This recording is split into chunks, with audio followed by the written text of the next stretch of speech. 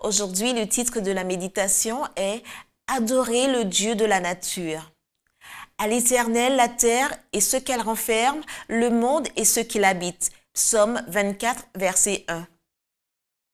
Dieu parle par la nature. Nous entendons sa voix lorsque nous nous promenons parmi les splendeurs et les richesses du monde de la nature. Nous voyons sa gloire dans les beautés que sa main a formées. Nous contemplons ses œuvres sans qu'un voile s'interpose. Dieu nous les a données afin qu'en les observant, nous apprenions à le connaître. Il nous a donné ses trésors comme une expression de son amour. Le Seigneur aime la beauté. Et pour nous être agréables, il a déployé autour de nous les splendeurs de la nature comme des parents terrestres cherchent à entourer de beauté les enfants que Dieu aime. Le Seigneur se plaît à toujours nous voir heureux. Aussi saturée de péché que puisse être la terre avec toutes ses imperfections, le Seigneur a répandu sur elle avec prodigalité le beau et l'utile. Les fleurs merveilleusement colorées nous parlent de sa tendresse et de son amour. Elles ont leur propre langage, elles nous rappellent le grand donateur. Nous pouvons à travers la nature voir le Dieu de la nature. Dieu révèle son caractère dans les arbres magnifiques et altiers, dans les arbustes et les fleurs. On peut le comparer aux plus beaux lys, aux roses et aux œillets. J'aime admirer les œuvres de Dieu dans la nature. Il y a l'empreinte de son caractère. Il nous les a donnés par amour pour nous et il désire que nous y prenions plaisir.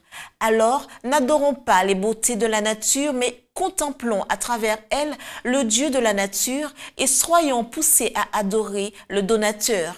Que ces magnifiques preuves d'amour remplissent leur rôle et attirent notre cœur à Dieu, afin qu'il soit rempli des beautés de son caractère et qu'il adore sa bonté, sa compassion et son amour inexprimable.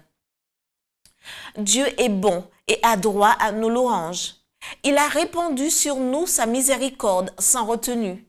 Il nous a entourés des marques de son amour. Le tumulte peut régner parmi les nations. Les peuples peuvent avoir de vaines pensées, mais l'Éternel ne change pas.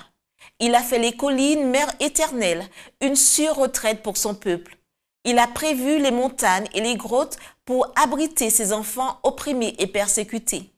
Nous pouvons chanter. Dieu est pour nous un refuge et un appui, un secours qui ne manque jamais dans la détresse. Nous pouvons regarder à lui qui a fait les montagnes altières et les collines éternelles. De son trône saint et exalté, il veillera sur ceux qui l'aiment et le craignent. Dans la nature, il nous est donné des symboles du royaume des cieux. Grâce à Dieu, nous avons une cité pure dont Dieu est l'architecte et le constructeur. Cette cité ne peut être ébranlée. Elle est aussi stable que le trône de Dieu. C'était notre émission. Levez vos yeux en haut.